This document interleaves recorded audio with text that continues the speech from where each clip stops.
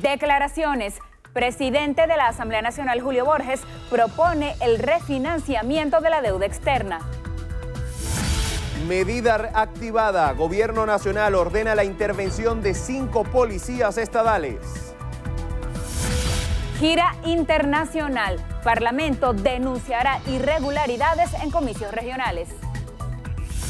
Por la estabilidad, Elías Jawa asegura que gobierno se mantendrá firme en sus intenciones de diálogo. Víctima de la irresponsabilidad. Atleta venezolano David Yáñez murió tras ser atropellado por conductor ebrio en Costa Rica. Elecciones en Argentina. Mauricio Macri recibe un espaldarazo a su gestión. Triunfo a domicilio. Caribes venció a Leones en el Universitario. Nuevo estreno. Geotormenta llega a las carteleras de nuestro país. You're soliciting a Secret Service agent.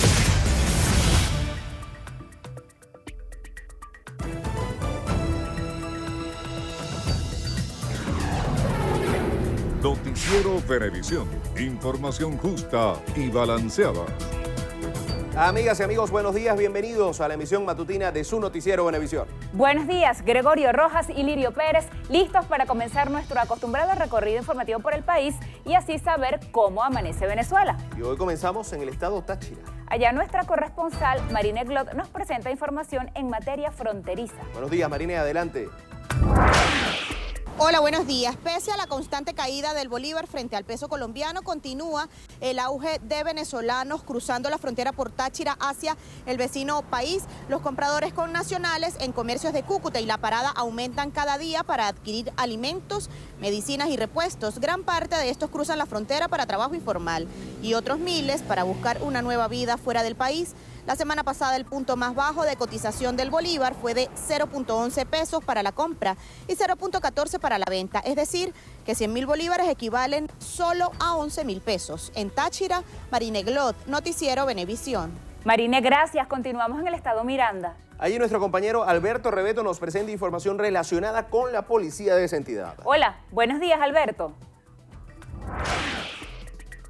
Buenos días, gracias por el contacto. 2.000 funcionarios policiales serán integrados a la policía de Miranda. El gobernador en la entidad, Héctor Rodríguez, anunció que tras reunirse con el ministro de Interior y Justicia, Néstor Reverol, se acordó levantar la intervención de la Policía Regional, así como se ratificó en su cargo de director del ente de seguridad al general de división Regulo Argote. Por otra parte, informó que integrarán a Poli Miranda 2.000 funcionarios que egresarán de la Universidad Nacional Experimental de la Seguridad. Por otra parte, ya en materia de seguridad, se anunció que para el próximo mes se implementará la línea telefónica BEN 911 con la implementación de una nueva plataforma tecnológica china. Desde el municipio Carrizal en Miranda de Altos Visión, Alberto Rebeto, Noticiero Venevisión. Muchísimas gracias, Alberto. Nos trasladamos ahora a Los Llanos, al estado Barinas. Allá la información es en materia de transporte. Allí se encuentra nuestro corresponsal Wilmer Martínez. Wilmer, buenos días. Muy buenos días.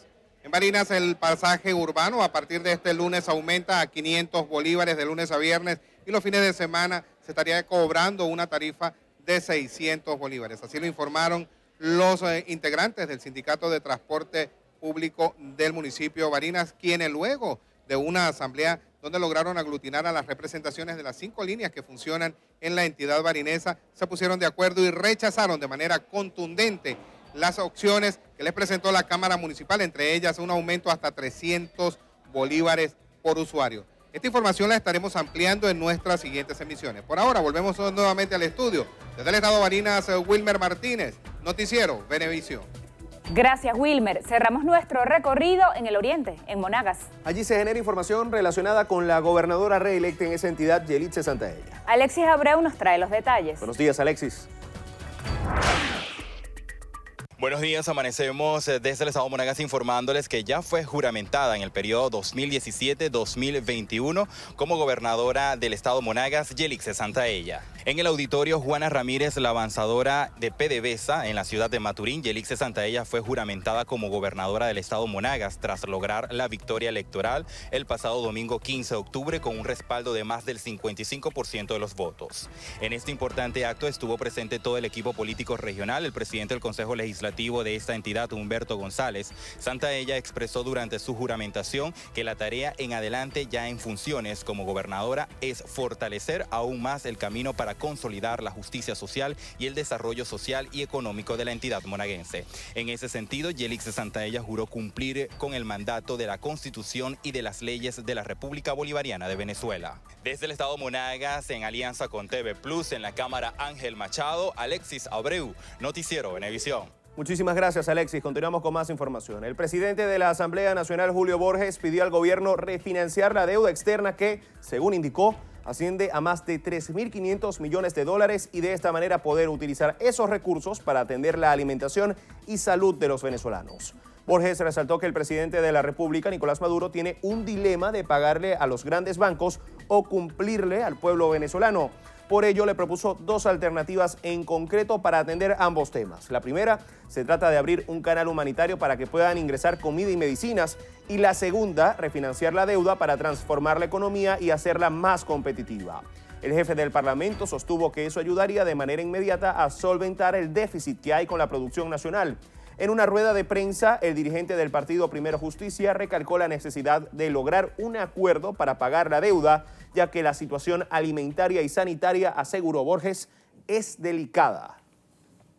El gobierno nacional ordenó la intervención de los cuerpos policiales de los estados Anzoátegui, Nueva Esparta, Táchira, Mérida y Zulia, estados donde en las pasadas elecciones regionales ganaron los candidatos de la oposición. La resolución fue publicada en Gaceta Oficial número 41.259 de fecha 18 de octubre de 2017, en la que también se indica que el Ministerio para Relaciones Interiores, Justicia y Paz designará para ello una junta interventora.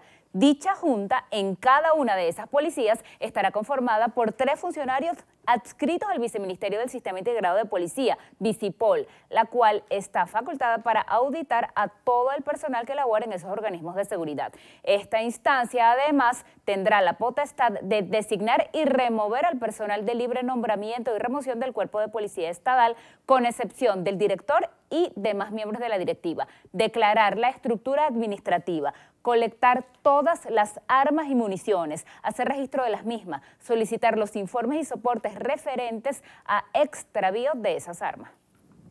El presidente de la Comisión de Política Exterior de la Asamblea Nacional, Luis Florido, anunció que el Parlamento iniciará una gira internacional junto a la Mesa de la Unidad Democrática para denunciar lo que considera irregularidades durante las elecciones regionales del pasado 15 de octubre. Florido informó que la gira estará encabezada por el presidente del Parlamento, Julio Borges, y otros diputados opositores. La delegación asistirá a la Organización de las Naciones Unidas, la Organización de los Estados Americanos, la Unión Europea, el Grupo de Lima, y también se reunirá con gobiernos y organismos internacionales. El parlamentario destacó que en este momento los venezolanos han perdido sus derechos civiles, sociales y económicos, lo cual sitúa al país en la peor crisis de su historia. El ministro de Educación, Elías Jagua, afirmó que el oficialismo mantendrá su posición de continuar con un proceso de diálogo para consolidar la paz, la estabilidad y el desarrollo del país. Jagua reveló que uno de los acuerdos en las reuniones pasadas con la oposición fue que se realizaran las elecciones de alcaldes para el primer trimestre del año 2018 y para el último las presidenciales. Sin embargo, indicó que será decisión del Consejo Nacional Electoral que los comicios municipales se realicen en diciembre de este año o se posterguen. Por otra parte, repudió que la oposición y la comunidad internacional insisten en desconocer el proceso electoral del pasado domingo, donde el oficialismo resultó ganador con 18 gobernaciones. Considera que tienen la intención de alentar la desestabilización en Venezuela y provocar una intervención en el país. El presidente de Argentina, Mauricio Macri, se impuso con su coalición Cambiemos en las elecciones legislativas argentinas celebradas este domingo, con victorias en las 5 provincias más grandes del país. La coalición macrista de centro-derecha ganó en 15 de las 24 provincias del país, entre ellas las 5 más importantes: Buenos Aires, Córdoba, Mendoza, Santa Fe y el Distrito Federal de la capital. Somos la generación que está cambiando la historia. Y no importa la edad, tengan 90, 58 o 25 como yo, somos todos los que nos animamos a decir basta con el que no se puede, basta con decir que estamos condenados a algo. En estos comicios se eligieron a 127 diputados para un periodo de 4 años y 24 senadores correspondientes a 8 provincias del país para un periodo de 6 años. Por su parte, la exmandataria Cristina Kirchner volvió a la escena política con un escaño en el Senado, asegurándose así la inmunidad parlamentaria, ahora que está imputada por un caso de corrupción. Vamos a realizar la primera pausa. 6:44, ya regresamos con más información.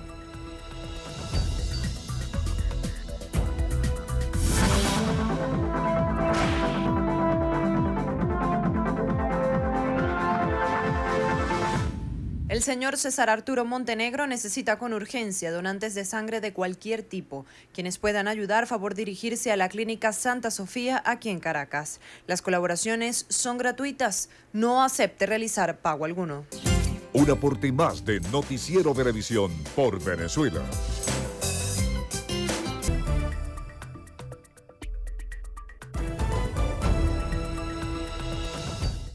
Son las 6:48 de la mañana. El ministro de Petróleo, Eulogio del Pino, sostuvo un encuentro con el vicepresidente de la Corporación Nacional de Petróleo de China, Wang Dongying, y representantes del Banco de Desarrollo de China en Venezuela para evaluar en conjunto el desarrollo de los proyectos energéticos entre ambos países. Del Pino resaltó la importancia de las relaciones con el país asiático para expandir los planes de extracción de crudo en la faja petrolífera del Orinoco. El vicepresidente de la CNPC ratificó la continuación en los acuerdos e indicó que la cooperación energética ha sido base fundamental para estrechar también lazos políticos, sociales, culturales y económicos. Al encuentro asistieron Ricardo Menéndez, presidente de la Comisión de Alto Nivel entre China y Venezuela y ministro para la Planificación, y Nelson Martínez, presidente de Petróleos de Venezuela. El analista político y coordinador de la Mesa de la Unidad Democrática, Ángel Oropesa, manifestó que el objetivo perseguido por la oposición en las regionales era enfrentarse ante las adversidades y conquistar nuevos espacios. En este sentido, denunció que al menos 3.500.000 votantes resultaron afectados por las irregularidades, a su juicio, registradas al mismo tiempo que calificó de fraude sistemático todo el proceso de votación. Aseguró que además hay pruebas que evidencian las irregularidades de la jornada. Oropesa agregó que se encuentra haciendo un informe detallado de todo lo sucedido. Por otro lado, condenó la imposición hecha a los gobernadores opositores a juramentarse ante la Asamblea Nacional Constituyente y calificó de fraude e inconstitucional la medida. Además, el dirigente opositor aseguró que el gobierno no quería las elecciones, pero aceptó hacerlo por verse sometido a una gran presión internacional. El gobernador del estado Falcón, Víctor Clark, se reunió con los alcaldes oficialistas de la entidad para definir los principales proyectos que se impulsarán en sus primeros 100 días de gobierno. Clark informó que las propuestas serán presentadas este lunes al presidente de la República, Nicolás Maduro, durante el encuentro que sostendrá con los gobernadores del país. Por eso informamos también que ya una vez realizada esta agenda de trabajo el día lunes, hay un plan que a partir del día miércoles, municipio por municipio, nos desplegaremos de cara también a cada uno de esos proyectos que recibimos, de cómo incorporar nuevas unidades a las rutas también de Transfalcón, de cómo mejorar e invertir también en las instalaciones hospitalarias, ambulatorias del sistema público de salud. Informó además que este martes 24 se conformarán el equipo de gobierno municipal y el consejo de gestión que incorporará a los sectores pesquero, empresarial, turístico y universitario. La viceministra para la Gestión de Riesgo y Protección Civil, Rosaura Navas, informó que este fin de semana se realizó una verificación en el Sistema Nacional de Parques que sirven para la recreación. Navas aseguró que estas jornadas se realizan para supervisar los espacios naturales y a los usuarios. Tomando en consideración que el Sistema Nacional de Parques a nivel nacional concentra el 24% del territorio nacional. De allí que se está llevando este abordaje del Plan de Atención Integral en materia de seguridad ciudadana a objeto de garantizarle la seguridad a cada uno de los visitantes de cada uno de estos parques naturales. Subrayó que se ofrecieron actividades educativas dirigidas a la prevención en caso de desastres y cómo actuar ante una emergencia. El atleta venezolano David Yáñez Pacheco, de 35 años, murió este domingo tras ser atropellado por un conductor en aparente estado de ebriedad mientras participaba en la Costa Rica Media Maratón San José 2017. Según reportes, el conductor, identificado con el apellido Blandón, no respetó un retén de la policía de tránsito y condujo por la zona de paso de los atletas. Las autoridades le practicaron la prueba de alcoholemia, que resultó positiva. El maratonista fue trasladado en una ambulancia en condición grave al Hospital Calderón Guardia, donde perdió la vida a pocos minutos de haber ingresado. La organización de la Costa Rica Media Maratón San José 2017 informó en un comunicado de prensa que el evento cuenta con todas las normas de seguridad, los permisos de las autoridades y pólizas de seguro para los corredores que se inscribieron. 6:53, hacemos una nueva pausa. En breve volveremos con más información.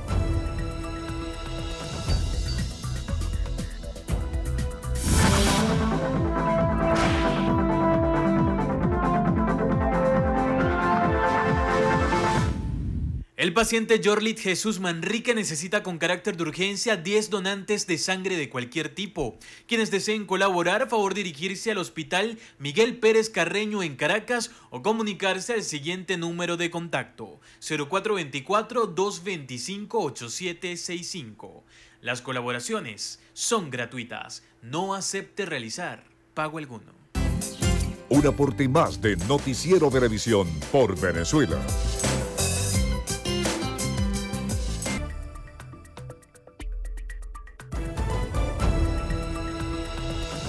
6:58. El gobierno de Venezuela emitió un comunicado en el que condena los ataques terroristas ejecutados contra las fuerzas de seguridad en la localidad de Baría, en la República Árabe de Egipto. Ante estos hechos, que dejaron un saldo de más de 50 efectivos policiales y militares fallecidos, el presidente de la República, Nicolás Maduro, reiteró su rechazo al uso indiscriminado de la violencia terrorista en todas sus formas. En el comunicado emitido por la Cancillería, el jefe de Estado venezolano ratificó su compromiso con la paz y el respeto a la vida y hace votos por el más armonioso clima de cohesión y tolerancia del pueblo egipcio.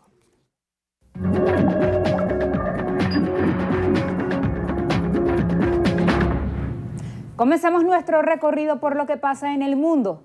Y lo hacemos en España. El gobierno regional de Cataluña no se plantea en estos momentos convocar elecciones y será el Parlamento regional quien se pronuncie previsiblemente esta semana sobre las medidas decididas por el Ejecutivo español para acabar con el desafío separatista de las autoridades regionales. El Ejecutivo propuso este sábado el cese del presidente independentista de Cataluña, Carles Puigdemont, y todo su equipo, limitar las funciones del Parlamento regional y convocar elecciones autónomas antes de 6 meses para restaurar el orden constitucional en esa región. Para frenar el proceso secesionista catalán, el Consejo de Ministros aprobó un decreto que deberá ratificar el Senado el 27 de octubre para ejercer temporalmente las competencias del autogobierno de Cataluña al amparo de la Constitución española. Antonio Tajani, presidente del Parlamento Europeo, indicó que ningún país de ese continente pretende reconocer a Cataluña como un Estado independiente. En este sentido, señaló que las pequeñas patrias son una reminiscencia del pasado y no protegen los intereses de los ciudadanos.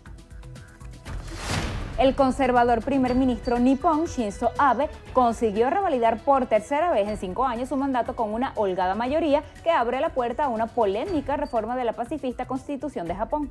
En unos comicios anticipados marcados por el paso del poderoso tifón Lan y una baja participación, el Partido Liberal Democrático de Abe ganó al menos 264 de los 465 asientos de la Cámara Baja del Parlamento, con lo que se asegura la mayoría absoluta. En Miami fue detenido un hombre tras intentar detonar una bomba en un centro comercial al oeste de la ciudad. Se presume que el sujeto pudo ser inspirado por el Estado Islámico. La detención se logró gracias al aviso de un informante confidencial a un equipo de lucha contra el terrorismo liderado por el FBI. La Organización Mundial de la Salud revocó el nombramiento del presidente de Zimbabue, Robert Mugabe, como embajador de buena voluntad después de la oleada de críticas que había suscitado la decisión. La ONG Human Rights Watch dijo que es vergonzoso darle un papel de embajador de buena voluntad a Mugabe, dado su historial en derechos humanos.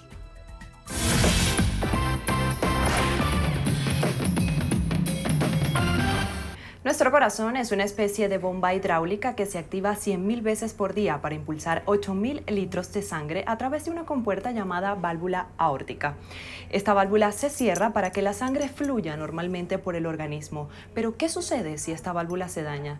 Hoy en Vida y Salud, la historia de Judith Araque, una joven de 25 años diagnosticada con insuficiencia aórtica severa. Hay causas genéticas que pueden producir daños en la válvula aórtica, que es la que comunica el ventrículo izquierdo con el resto del organismo. Cuando esa válvula se daña, bien sea porque se cierra demasiado o cuando se daña y se hace insuficiente, es como una compuerta que abre, deja pasar el agua pero no cierra, o cuando hay una combinación de ambas, que es la doble lesión aórtica. En algunos casos, no en todos, pero dependiendo de la severidad, puede poner en riesgo la vida del paciente, que es lo que le pasa un poco a Judith. Yo me enteré cuando di a luz, a los 3 meses de haber dado algo. Me empecé a desmayar, no sentía la respiración. Mi esposo me llevaba al baño, me echaba agua fría y era donde podía respirar un poquito. Esa primera noche que me dio, no dormí nada, no respiraba. Dormí sentada y el otro día fui a un cardiólogo. Tardó como 2 horas haciéndome eso. Cuando fui a que me dijera qué había pasado, me dice, probablemente tenga 6 meses de vida. El resultado, una cardiopatía agravada por el parto. Según el especialista que la atendió en ese momento, cumpliendo con un tratamiento adecuado podría vivir unos meses más. Pero a pesar de sentirse condenada en un primer diagnóstico, su lucha continuó. Una segunda opinión le devolvió la esperanza. Un reemplazo valvular sanaría su corazón. Ahora sus fuerzas se concentraban en reunir los recursos económicos para viajar a Caracas, pues en su Mérida natal no conseguiría esta operación. Todo el mundo me decía que no había recursos para hacerme donaciones, que era una suma muy alta, que buscara por hospital.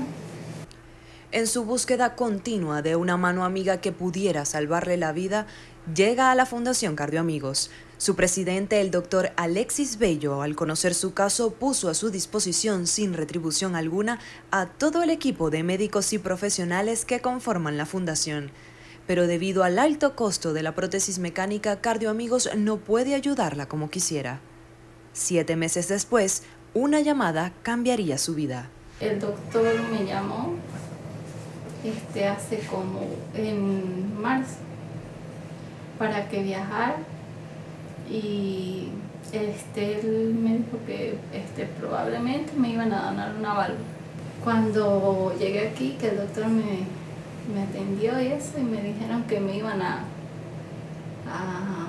operar sin cobrarme nada, yo me emocioné porque fue una alegría. Yo quería abrazar todo, yo estaba emocionada, no sé, quería saltar por encima del escritorio y abrazarlo porque eso fue la alegría más grande, porque como yo tengo una bebé y mi inspiración es ella, yo agradezco tanto al doctor por todo lo que la ayuda que me está prestando, a Iris también, que está muy pendiente mío, y mi esposo que siempre estaba ahí conmigo apoyándome en todo. En pocas horas, Judith se someterá a una intervención quirúrgica para salvarle la vida. El doctor Alexis Bello será el encargado de reemplazar la válvula aórtica por una mecánica como esta. Y nosotros estaremos aquí para llevarles todos los detalles de la intervención en nuestra próxima entrega de Vida y Salud.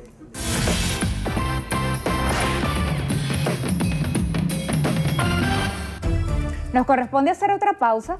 Al regreso en la entrevista de Venevisión, nuestra compañera Endrina Yepes estará conversando con Eduardo Fernández, presidente del FEDEC. Eso será al regreso, los esperamos.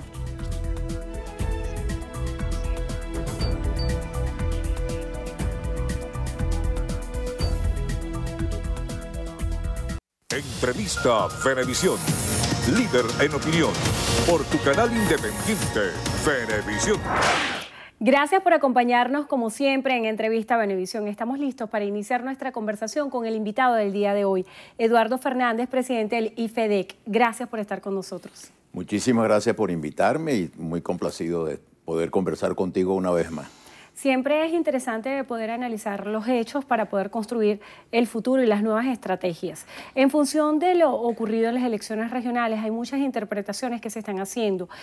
Luego del pronunciamiento de los resultados por parte de la presidenta del CNE, hubo el pronunciamiento por parte de Gerardo Blay en nombre de la unidad, quien al tiempo de desconocer los resultados hacía como un exhorto a todos los actores que hacen vida en la mesa de la Unidad Democrática a encontrar estrategias comunes, a tratar de reedificar la política que se implementará de aquí en lo sucesivo. ¿Cuáles pueden ser las interpretaciones que surgen a partir de estos resultados, donde el gobierno tiene 18 gobernaciones frente a 5 por parte de la oposición venezolana? Mira, Endrina, lo primero que yo tendría que decir es que lo que ocurrió el domingo es una catástrofe, porque no es bueno, por supuesto, para la oposición. Un fracaso monumental que me imagino que los voceros de la oposición en algún momento tendrán que asumir la responsabilidad de esa circunstancia y explicar. Pero también yo creo que al gobierno se le complican las cosas porque el gobierno tiene ahora una responsabilidad casi que exclusiva en el problema nacional, pero también una catástrofe para el país, porque el problema del hambre, el problema de la miseria, el problema del crecimiento del número de familias venezolanas que está viviendo en situación de pobreza y de pobreza extrema, eso no lo resuelve la elección del domingo, sino que, cuidado, si lo agrava, porque el gobierno ahora se siente envalentonado a mantener sus políticas y las políticas del gobierno, las políticas equivocadas del gobierno son las que nos han conducido a esta situación, una crisis económica sin precedentes. Y quiero decir esto muy responsablemente, el gobierno no tiene manera de superar esta crisis económica, ni siquiera con el triunfo de las 18 gobernaciones. El gobierno no tiene ideas, no tiene gente para superar este problema, ni tiene credibilidad exterior. Y para resolver la crisis venezolana hace falta tener un ambiente internacional que permita tomar las medidas que hay que tomar. Una de las cosas que se puso en evidencia el domingo es que tampoco hay una alternativa, porque la alternativa había anunciado que ganaría probablemente las 23 gobernaciones y termina ganando 5. Esto crea una situación de desequilibrio enorme. Y yo quiero volver a insistir, lo que ya alguna vez hemos conversado, que Venezuela necesita un gobierno de emergencia, un gobierno de transición, un gobierno de unidad nacional, un gobierno que no esté apostando a la política pequeña, a la política subalterna. No es el momento de estar tratando de ver cómo se obtiene una ventajita para mi partido o para mi persona. Es un momento de pensar en Venezuela. Y esta crisis no la va a resolver tampoco una alternativa que no existe. Cuando dice que es una alternativa que no existe, muchos se han preguntado cuál es el futuro de la Mesa de la Unidad Democrática. ¿Piensa usted debería extinguirse, replantearse, hacer un borrón y cuenta nueva como sucedió cuando se refundó y se desplazó a la Coordinadora Democrática? El gobierno tiene un arma secreta, que es una mesa de análisis estratégico que está permanentemente reunida. Desgraciadamente, como no hay una alternativa, si existiera, la alternativa tendría que tener una mesa de análisis estratégico. Una sala situacional. Una sala situacional, exactamente, tú lo has llamado como es. ¿Qué es lo que ocurre? Que eso que se ha llamado la unidad opositora nunca ha terminado de ser unidad, porque en definitiva es un archipiélago de pequeños proyectos personales y de pequeños proyectos partidistas sin una propuesta nacional, sin un discurso que interprete la realidad del hambre, de las necesidades que tiene la población, de las propuestas para resolver. Simplemente Maduro vete ya. Y por supuesto ese discurso no es suficiente nosotros sentimos que hay muchas razones para pedir el cambio de gobierno y para promover el cambio de gobierno en los términos constitucionales y en los términos que debe ser. Pero tiene que haber una propuesta, tiene que haber una visión de país, tiene que haber un propósito de unión, de unidad, no solamente de unidad de la oposición, sino de unidad del país. La crisis económica no se resuelve si no hay un gran acuerdo nacional, si no hay un gran propósito de gobernabilidad. Porque suponiendo que este gobierno sea sustituido por una nueva administración precaria y sin fuerza suficiente, además sin una visión clara de lo que hay que hacer en Venezuela, eso no va a durar y nos puede ocurrir lo que ocurrió en Argentina, que en cuestión de meses hubo 5 gobiernos distintos, 5 presidentes distintos. Pero ese planteamiento que usted hace, lo hace en función del desconocimiento de los resultados arrojados por las elecciones regionales, porque en virtud de lo que está sucediendo y los planteamientos que han hecho los distintos voceros del gobierno nacional, hoy en día y en función de esos resultados, el Partido Socialista Unido de Venezuela es la organización política con mayor fuerza en el país. ¿Qué debería hacer en este sentido la oposición venezolana? ¿Se debería reorientar hacia un partido político o seguir haciendo estas coaliciones electorales que hasta ahora han demostrado que no han funcionado? La política que se ha seguido hasta ahora resultó en un fracaso estrepitoso el domingo.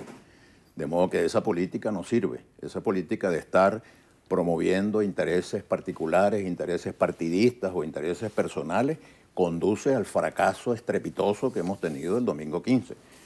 ¿Qué es lo que se impone? Pensar en Venezuela. No se trata de pensar en mi partido. No se trata de pensar en las ambiciones personales que yo pueda tener. Es necesario que haya una alternativa que presente una propuesta nacional, de unidad nacional, para superar la crisis económica, porque lo más importante que está en juego aquí es la vida de los venezolanos, el hambre, la incapacidad de comprar las cosas, la desesperación por el deterioro de la salud. ¿Por qué la gente de todas maneras termina votando los que votaron? Porque también hay un porcentaje importante de abstención. ¿Por qué terminan votando? Esa parte de abstención fue un voto castigo a la oposición venezolana. Así lo han interpretado, por ejemplo, el embajador de Venezuela ante la ONU, Jorge Valero, quien en este mismo escenario expuso que los venezolanos descontentos con la propia oposición votaron a favor del gobierno. ¿Piensa usted que esto es así? Mira, yo creo que la abstención se explica en gran medida por la incoherencia y las contradicciones en el terreno opositor. Primero nos dicen, en 6 meses salimos de Maduro. Pasan 6 meses y no pasa nada. Vamos a declarar que el presidente abandonó el cargo. Declara la Asamblea Nacional que el presidente abandonó el cargo y no pasa nada. Vamos a ir a la calle y vamos a invocar el artículo 350 y el artículo 333 y no pasa nada. Y al día siguiente nos dicen vamos a reconocer el Consejo Nacional Electoral. Estaban, por cierto, eligiendo un Tribunal Supremo y reconociendo al Consejo Nacional Electoral, que ha sido tan cuestionado, sobre todo después de las elecciones de la Asamblea Nacional Constituyente. Entonces, en medio de ese mar de contradicciones, muchos ciudadanos dijeron, no entiendo nada, y por tanto prefiero no votar. Entonces se impone la necesidad de que se presente una propuesta, y una propuesta que tenga vocación de interpretar a todos los venezolanos, porque somos todos los que estamos pasando este sufrimiento. Los que votaron por el gobierno también están sufriendo. Y me he encontrado mucha gente que me dice, pero es que no encontré por quién votar, porque lo que me presentaban del otro lado no terminaba de satisfacer. Y además estaba muy confundido yo, porque me dijeron, y los mismos líderes que me habían dicho que iban a sacar presidente en 6 meses, me estaban diciendo ahora que fuera mansamente a votar, porque eventualmente su partido podía tener unas ventajas y podía sacar unas gobernaciones o no sé qué. Con esto no se juega.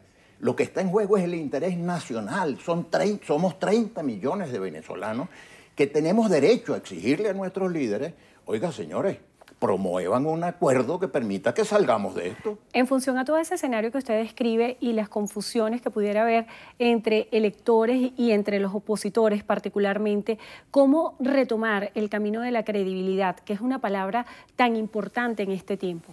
Mira, siendo muy positivo, pensando en el interés nacional, no sigan distrayéndose en proyectos personales o en proyectos partidistas.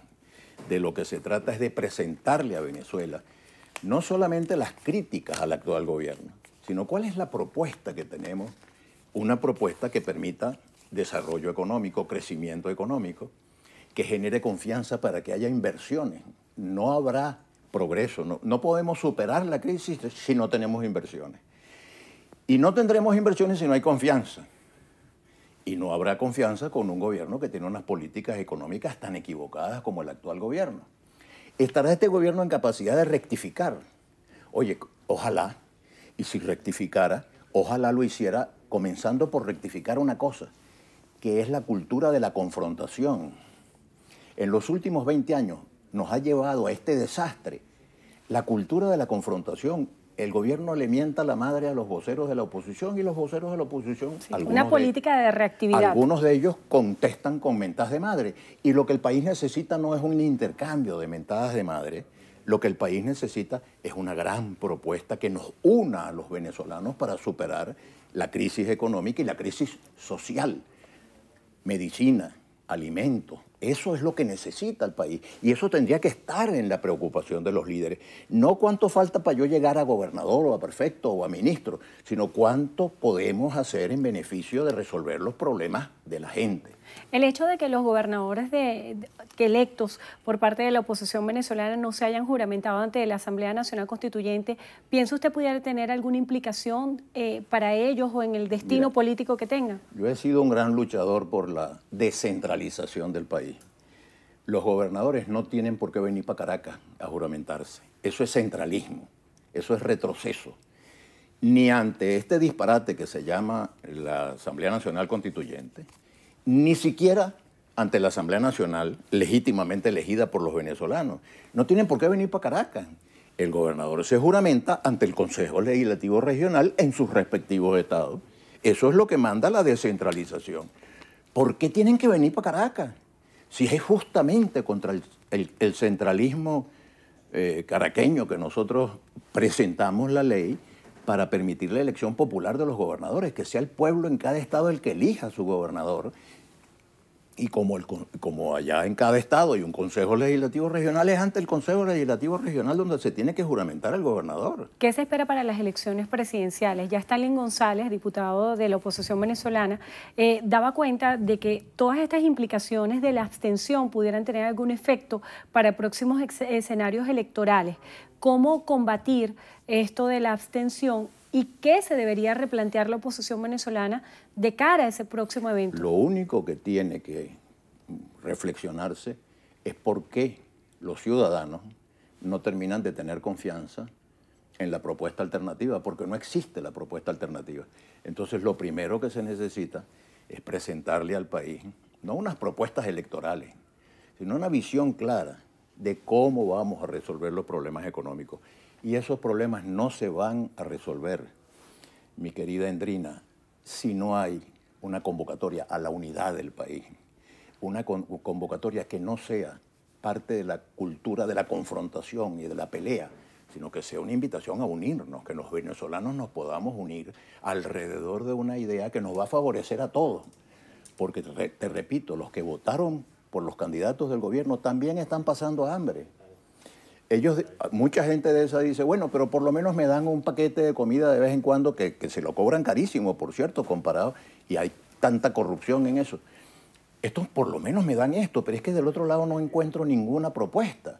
Entonces nosotros tenemos que sentir que es importante reflexionar, porque hemos tenido durante casi 20 años un gobierno muy malo y hemos tenido durante 20 años una oposición que ha trabajado por sustituir al gobierno y que ha fracasado.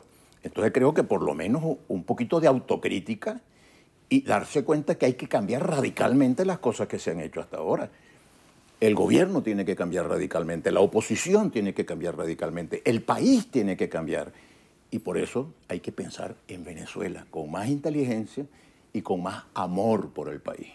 Muchísimas gracias por haber estado con nosotros hoy en la entrevista a Venevisión. Eduardo Fernández, presidente del IFEDEC, gracias por estar con nosotros. Gracias, y a ustedes también muchísimas gracias. Será hasta la próxima.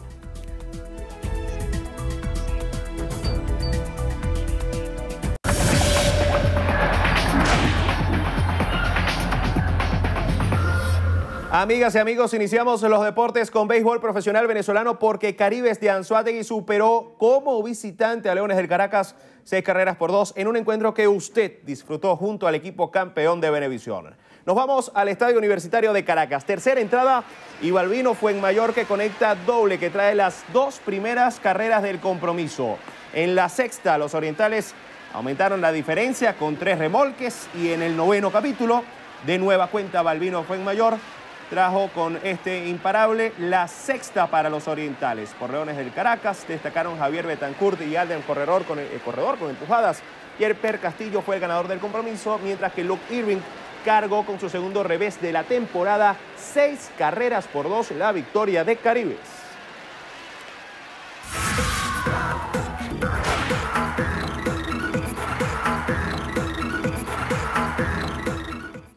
Amigos, feliz inicio de semana, soy Carelis Cuadros y esto es Estrenos y Estrellas. Iniciamos las noticias del mundo del entretenimiento hablando del séptimo arte con la película Geotormenta que llegó a las carteleras de cine de nuestro país. Luego de que el planeta se viese amenazado por una serie de desastres naturales sin precedentes, los líderes mundiales unieron esfuerzos para crear una intrincada red de satélites con el fin de controlar el clima mundial y mantener a todos a salvo. Ahora algo salió mal. El sistema creado para proteger a la Tierra la está atacando y es una carrera contrarreloj para descubrir la amenaza real antes de que una geotormenta a escala mundial arrase con todo.